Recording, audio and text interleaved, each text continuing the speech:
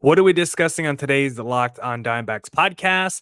Ryne Nelson and Randal Grichuk powered the Dbacks to a game one victory over the Giants. And how did Corbin Carroll turn into the National League's Player of the Month for August?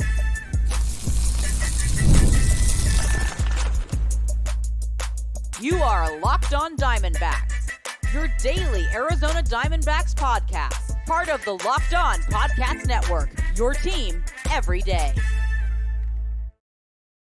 Welcome into the Locked on Diamondbacks podcast, part of the Locked on Podcast Network, your team every day. You're listening to who? The always charismatic host of this podcast, Millard Thomas. I'm a multimedia journalist and I'm a graphic designer. So please go check out my website, millardthomas24.myportfolio.com. On there you can see all my latest work, from my packages to my articles to my photos and my graphic design.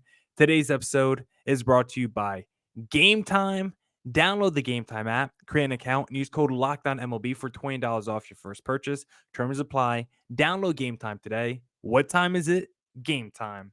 On today's Locked on Diamondbacks podcast, we'll talk about the D-backs bouncing back against a different California team in the Giants, Corbin Carroll turning into the player of the month in the National League, and the hottest and coldest players from the D-backs in the month of August. Thank you for making Locked on Diamondbacks your first listen every day. I would not be able to do this podcast without you, my loyal listeners, sharing, subscribing, reviewing, doing all that so I could do this podcast for you.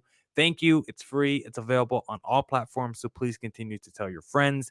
And one of those platforms is YouTube. Please hit subscribe to Locked on Diamondbacks on YouTube.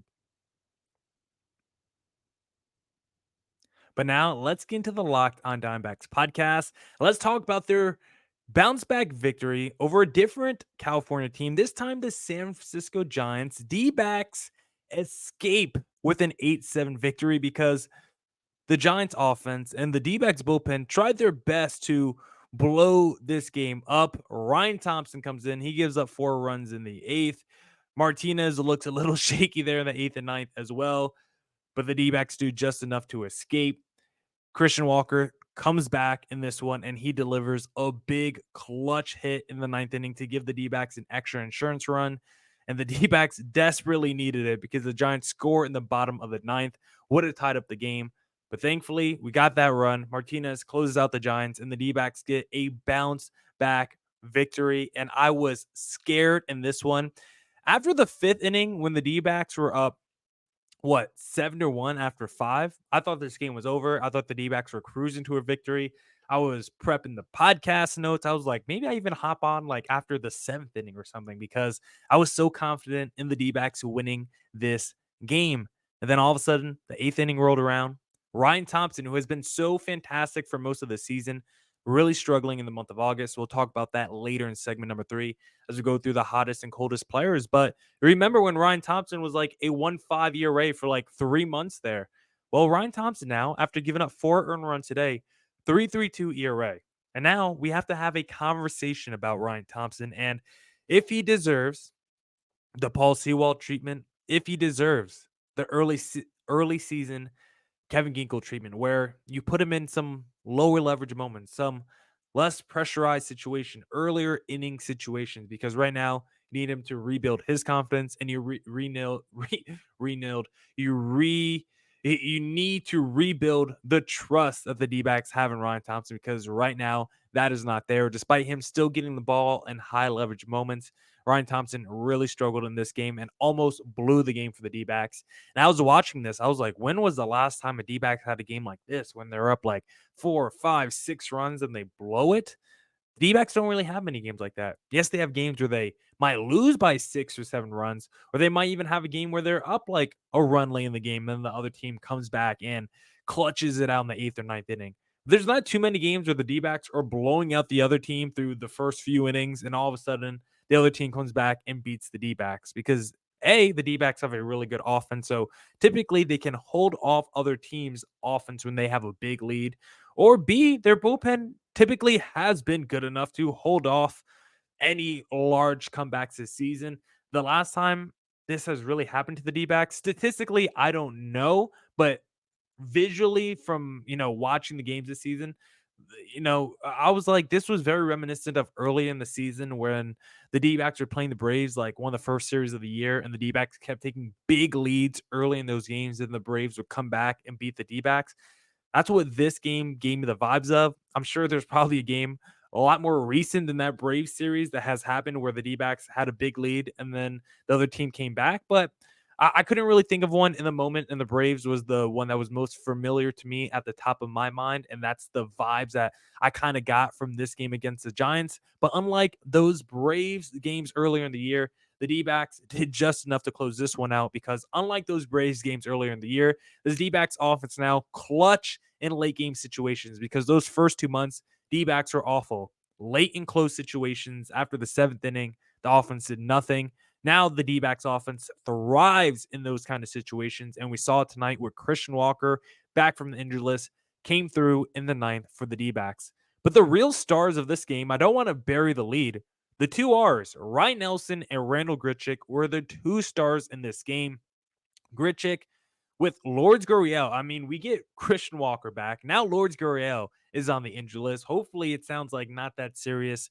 Short stint should hopefully be activated as soon as the stint is over and then come back. That's the best case scenario. Hopefully that can happen. But Randal Grichuk, I mean, he steps in immediately with Lourdes Gurriel out and delivers a huge stat line: 3 for 5, 3 RBIs, 3 runs scored, and 2 big bombs. And this is why I said on yesterday's podcast, if Gurriel is going to be out, Randal Grichuk needs to play every single day, not just when there's a lefty on the mound, when there's a righty on the mound too. Just make the two DHs, Jock Peterson and Josh Bell, because neither one of them can play in the outfield defensively. You know who else can't play in the outfield defensively? Pavin Smith. I do not care if there's a righty on the mound. So you're like, oh, we got to put Pavin lefty out there, put him in corner outfield because he's a lefty. I do not want to see that. Grichuk is better offensively, defensively better than Pavin Smith. And then from an offensive lineup standpoint, your DH could either be Jock Peterson or Josh Bell. There's really no need for Pavin Smith to ever play unless it's like a pinch hit situation or something like that. But in terms of starting, it's just hard to find where Pavin Smith can play right now for the D-backs. Ryne Nelson, he continues to just dominate for Arizona and continues to look like the best starter. I mean, how long does he have to pitch, like a superstar before his ERA dips below 4? Because Ryne Nelson now, I mean, we've talked about it. It's 2 months now since July 1st. Ryne Nelson has been absolutely elite for the D-backs, and still his ERA is not below a 4 yet. It really tells you how maybe bad he was to start the season for Arizona, because in the month of April, March, 4.6 ERA, May, 6.93 ERA, June, 5.2 ERA. But since the start of July, he's basically been like a 2.9 guy. And the eye test and the stats back that up because we saw it again tonight. Ryne Nelson, 102 pitches, 9 strikeouts, a quality start. And you just feel like if there's 2 strikes on that opposing batter, Ryne Nelson's getting the strikeout. He's blowing by the guy with either a fastball or a cutter and just dotting it on the corner perfectly. Like, the command and the location right now for Ryne Nelson, fantastic. Maybe he doesn't always have the stuff, but I feel like the command is there for him right now, and he's looking fantastic. And that's why I keep beating the drum that maybe Ryne Nelson should be the game 1 starter for the D-backs in the postseason. And maybe at least, if not that, at least be locked into a rotation spot, because that's how good he's been the last couple months. D-backs, big bounce back victory. Also, don't want to forget Corbin Carroll, fantastic in this one. Double, had some big moments in this game. He is getting active on the bases. He looks so comfortable at the plate right now. We're going to be talking about him in segment number 2, how he turned into the National League's August Player of the Month.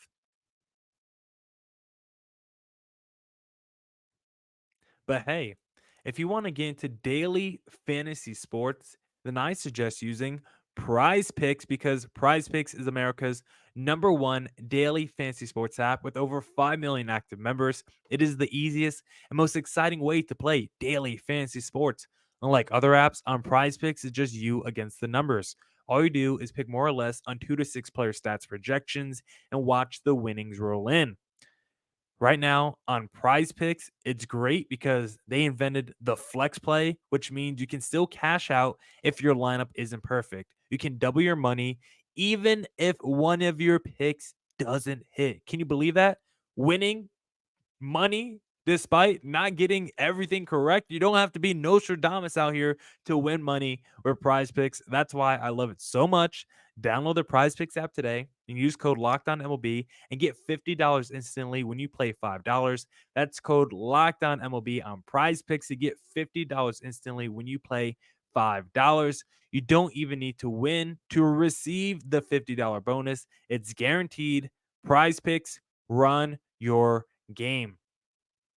If you're thinking about buying any parts for your vehicle, the place you need to go is going to be eBay Motors because passion, drive, and patience, the formula for winning championships, is also what keeps your ride or die alive. eBay Motors has everything you need to maintain your vehicle and level it up to peak performance. Superchargers, roof racks, exhaust kits, LED headlights, and more. Whether you're into speed, power, or style, eBay Motors has you covered. With over 122 million parts for your number one ride or die, you'll always find exactly what you're looking for. And with eBay Guaranteed Fit, your part is guaranteed to fit your ride every time or your money back. Because with eBay Motors, you're burning rubber, not cash. With all the parts you need at the prices you want, it's easy to make your car the MVP and bring home huge wins.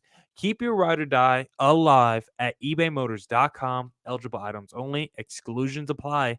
eBay Guaranteed Fit only available to U.S. customers.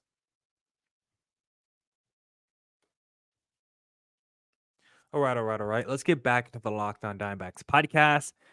Let's talk about Corbin Carroll winning National League Player of the Month. Corbin Carroll has been on fire for the D-backs in the month of August, and he is now being recognized by the rest of the sport.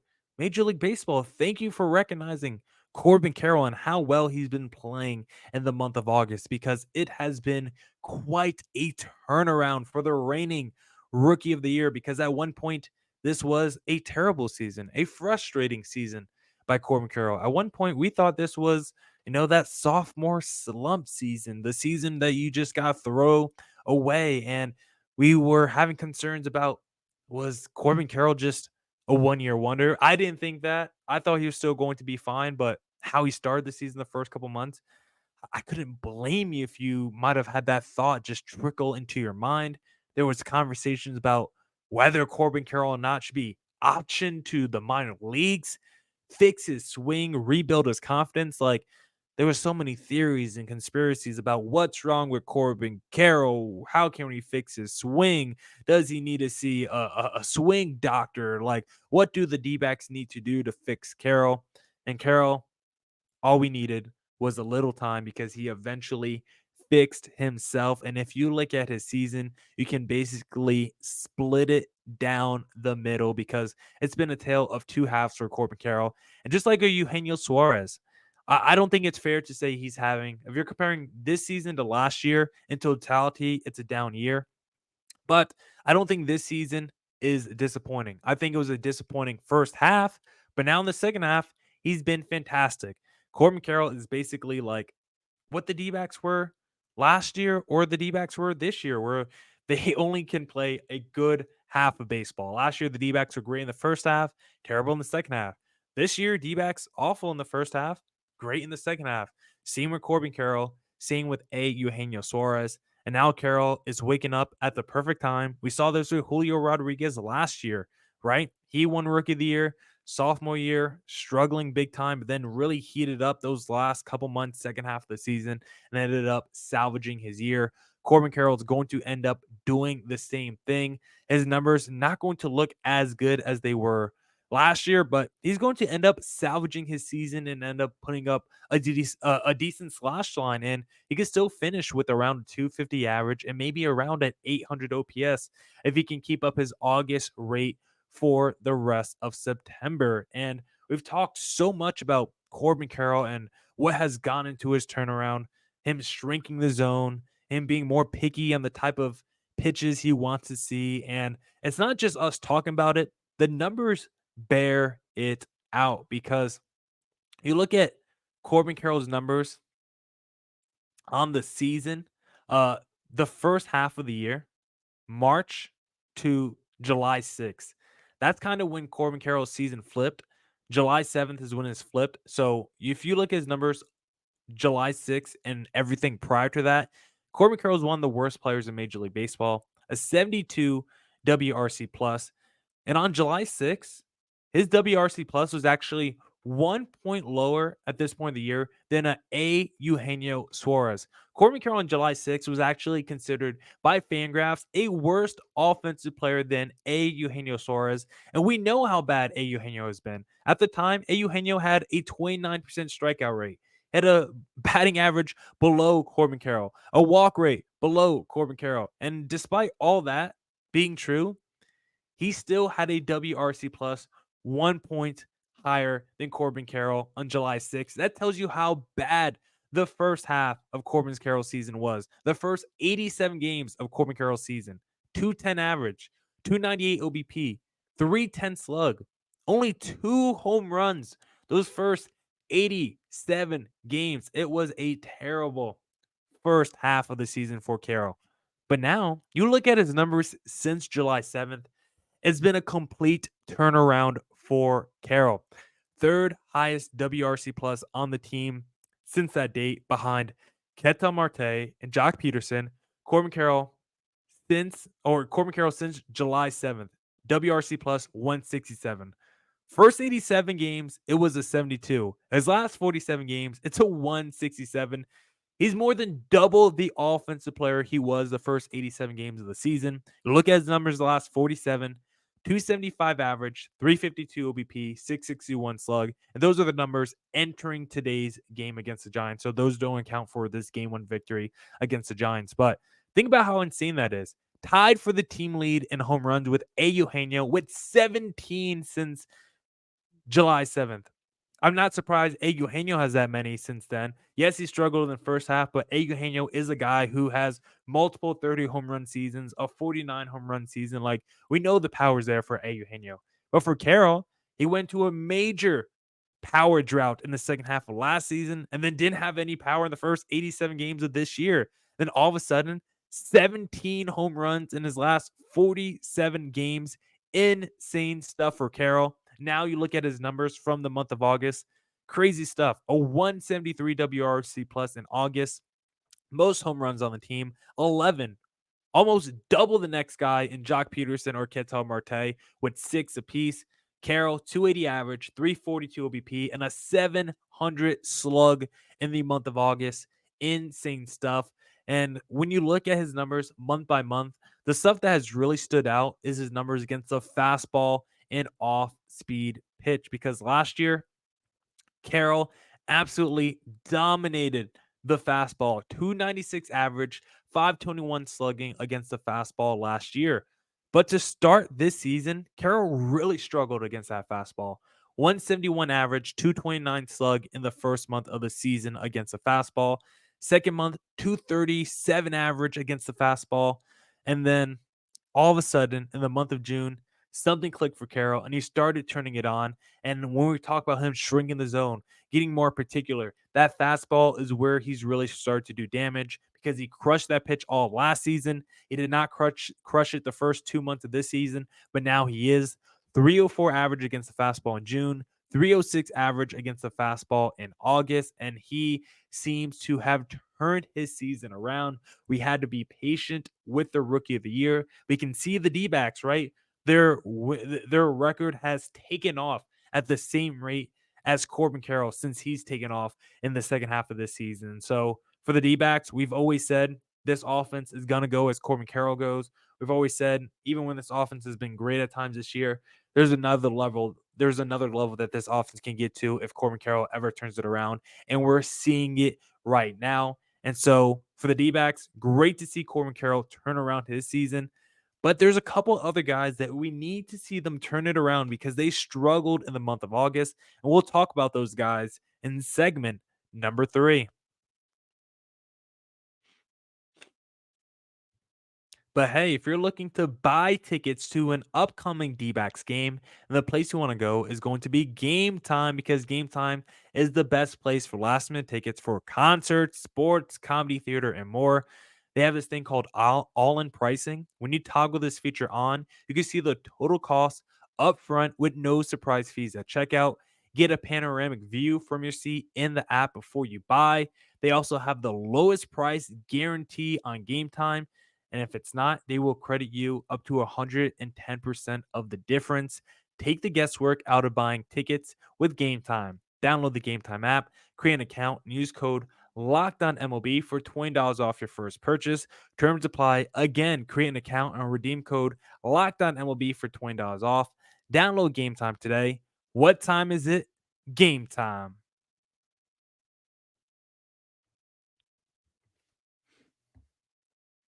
All right. Let's get back to the Locked on Diamondbacks podcast. Let's talk about the hottest and coldest players, more specifically D-backs from the month of August. And as we just laid out, of course, Corbin Carroll, the hottest player from the month of August for the D-backs. I mean, absolutely incredible. And you could just see it. Like, this game tonight was a great microcosm of it, because he's just spraying the ball all around, up the right field line, up the left field line. Like, the swing is back for Corbin Carroll, where he just slap shotting it all over the field, and he's just driving it. Like, being in the ballpark, forgot what game it was. It was one of his 2 home run games recently, and I was in the ball. It was whatever game he hit, like that grand slam very late in the ball game to put the D-backs up 8-4 like last week. I can't remember the game off the top of my head, but in the stadium, like, you could hear the crack of Corbin Carroll's bat. He has so much power again, and we hadn't really seen that the last, second half of last year to the first half of this year. We hadn't really seen it. You go to a game right now, you're in the stands for a Corbin Carroll home run. You will hear it before you see it, because it is so loud right now. And he's not the only D-backs player that's having an incredible month of August, because as we're about to get into the hottest and coldest players for the D-backs this past month, when you look at the lineup, again, we did this after July, where we said everyone in the D-backs lineup had a great month. The only everyday player that needed to pick it up in the month of August, coming from July, was Lourdes Gurriel. He was like the only everyday contributor with a WRC plus under 100, leaving July, entering August, and now entering September. Lourdes Gurriel just finished. Yes, he's on the injured list now, but prior to that, his August, 141 WRC plus, 304 average, almost a 400 OBP, a 476 slugging, like a walk rate not that far off from his K rate. Like, he had a fantastic month of August, and so he was able to turn around his season, or not his season, but he was able to turn around his month to month from July to August. And going from August to September, looking at the lineup, there's not really anyone you could say, which is kind of crazy, but of everyday players, everyone on the D-backs is doing good. There's currently 10 players from the month of August that have over 100 WRC plus. The only players that don't, Luis Guillorme, and I'm like, I don't care about Luis Guillorme. I want him to get cut as soon as Ketel Marte comes back. Kevin Newman had a 78 WRC plus. I'm fine with whatever Kevin Newman does. He's been, I think, actually better than expected this season. He's been a little bit of a bright spot for Arizona. He's been able to hold it down with the Domo's injuries, the Ketel Marte injuries. The stats, when we get to end the season, are not going to look pretty, but the eye test of watching Newman day to day over the course of a 162 game season, he's had a way better season than I think what the numbers are going to say at the end of the year. I've been fine with Newman. I'm fine with him having a WRC plus under 100. Jose Herrera, and he also had a big game today. I forgot to mention him. Kevin Newman was huge in the Giants and the D-backs win over the Giants. Then Jose Herrera, also WRC plus under 100. So when you go through the whole lineup, Marte, Peterson, Carroll, ADC, Gurriel, McCarthy, Domo, Bell, Eugenio, Grichuk, all of them RC plus over 100. And the craziest thing is, Grichuk has the lowest WRC plus of this list, 102, leaving August. Well, Gurriel's out. We see Grichuk as a starter. 2 home runs. I mean, he has like 3 home runs in his last 3 games. Like, Grichuk has been really good this season. No qualms when looking at the lineup for the D-backs. Just keep doing what you're doing, because the offense has been incredible. But now that takes us to the pitching because we saw Ryne Thompson today. We saw him struggle. And after today's outing, I imagine he has the highest ERA of all D-backs pitchers in the month of August. I haven't done the math, but entering today's game, Thompson had a 6.17 ERA in the month of August, 6.17. Then he gave up 4 earned runs today. The person with the worst ERA for the D-backs in the month of August has a 6.75 ERA. That's Merrill Kelly. Imagine Thompson's ERA this month is going to be higher than that. We go up and down the pitching staff. Not good stuff by the D-backs pitchers this month. Kelly, 6.75 ERA in the month of August. He needs to be a lot better, not striking out dudes at all, not fooling guys at all, giving up some pop as well, giving up some walks. Like, this is not the Kelly that we're used to. Dylan Floro has never been able to find it with the D-backs. He also strikes out nobody, which is fine, but gives up way too many hits. He's got 6.3 ERA the month of August. We already detailed Ryne Thompson, his struggles this month. I mean, we saw it on display against San Fran.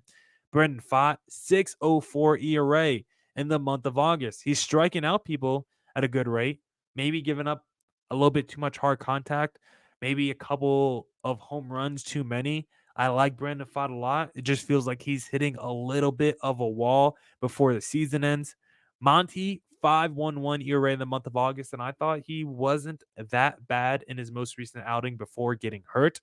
Erod, 5.06 ERA in the month of August.